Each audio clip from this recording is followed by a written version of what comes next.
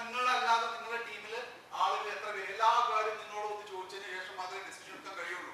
Sir ഇത് കൊടുക്കട്ടെ, sir ഇത് അവിടെ കൊടുക്കട്ടെ, ഇവിടുന്ന് വാങ്ങട്ടെ, ചെയ്യട്ടെ അല്ല. അതവർക്ക് കോർ ഡിസിഷൻ എടുക്കാൻ അവർക്ക് കഴിയുന്ന ലെവലിലേക്ക് അവർ എത്തിയിട്ട് പോകുന്നു.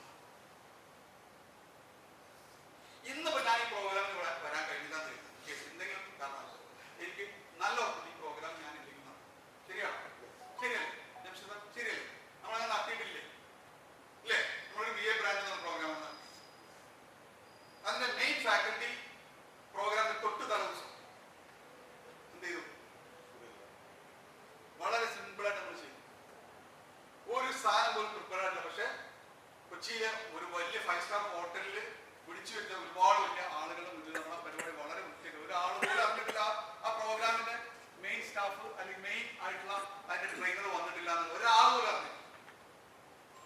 ആ രീതി നമുക്ക് മാനേജ് ചെയ്യും. ശരിയല്ലേ? അസുഖം പോകല്ലേ?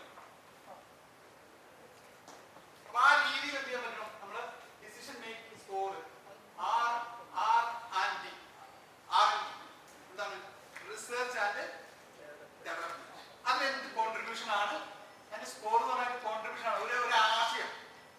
ഇപ്പോ നമ്മൾ കഴിഞ്ഞ ദിവസം നമ്മുടെ IT എന്ന് പറയുന്ന നമ്മുടെ ആ ഒരു ടീമിന്റെ ഒരു ചെറിയ ഒരു മീറ്റിംഗ്, നമ്മൾ ഇതിന്റെ ഒരു എന്താ പറയാ അല്ലേ, IT ടീം ഒന്ന് IT എവിടെ എല്ലാവരും ഓക്കെ, ഒരു ചെറിയൊരു മീറ്റിംഗ്, ഞങ്ങൾ ഒരു സൗഹൃദ മീറ്റിംഗ് നടത്തിയിരുന്നു.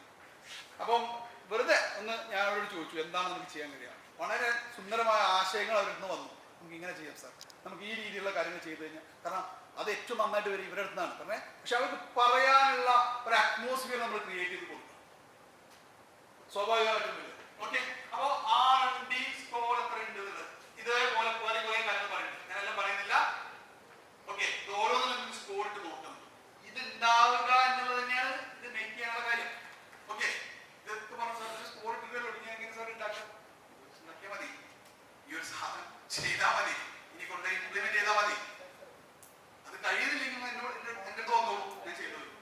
നിങ്ങൾക്ക് ചെയ്യാൻ കഴിയുന്നില്ല, ഞാൻ ചെയ്യുന്നത്. ഞാൻ ചെയ്യാൻ കഴിയുന്ന കാര്യങ്ങൾ മാത്രമേ ഇത് ചെയ്തിട്ടുള്ളൂ. ഞാൻ എന്താണോ ചെയ്യാൻ എനിക്ക് കഴിയുന്നത് അതിന്റെ ഒരു ആദ്യം ഒരു ക്യാപ്സ്യൂളാണ്. ആ ക്യാപ്സ്യൂൾ മാത്രമേ ഞാൻ മുമ്പിൽ വെച്ചിട്ടുള്ളൂ. ഓക്കെ, ഇത് ചെയ്യാന്നുള്ളതാണ് ചെയ്യാൻ. ഓക്കെ, സൂപ്പർ ആശയങ്ങളും സൂപ്പർ ബ്രാൻഡും ഉണ്ടായിട്ട് കാര്യമില്ല, അത് ഏറ്റെടുക്കാൻ ആളുകളാണ്. ശരിയല്ലേ? എന്തൊക്കെ ഉണ്ടായിട്ട് കാര്യമില്ല, വലിയ ബ്രാൻഡ് ഉണ്ടാക്കിയിട്ട് കാര്യമില്ല, അത് അവിടെ നിൽക്കും. രണ്ടാമത്തെ സ്റ്റെപ്പിൽ സ്റ്റോപ്പ് ആവും. മൂന്നാമത്തെ സ്റ്റെപ്പിലേക്ക് കിടക്കണമെങ്കിൽ ടീം വേണം. ടീം ഉണ്ടെങ്കിലേ മുന്നോട്ട് പോകും. അത് നിങ്ങൾക്ക് തീരുമാനിക്കാം ഏത് തരത്തിലുള്ള ആളുകൾ വേണമെന്ന്.